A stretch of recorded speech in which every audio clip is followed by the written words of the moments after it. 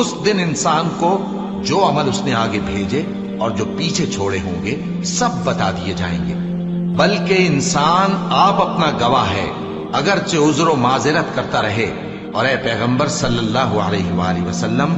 وحی کے پڑھنے کے لیے اپنی زبان کو تیز تیز حرکت نہ دیا کرو کہ اس کو جلد سیکھ لو، اس کا جمع کرنا اور پڑھانا ہمارے ذمے ہے،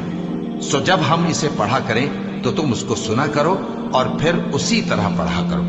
پھر اس کے معانی کا بیان بھی ہمارے ذمے ہے۔ مگر لوگو،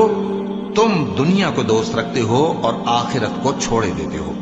اس روز بعض چہرے رونقدار ہوں گے، اپنے پروردگار کی طرف نظر کیے ہوئے ہوں گے، اور بہت سے چہرے اس دن اداس ہوں گے، خیال کریں گے کہ ان کے ساتھ کمر توڑ معاملہ کیا جائے گا۔ ہاں، جب جان گلے تک پہنچ جائے اور لوگ کہنے لگیں اس وقت کون جھاڑ پھونک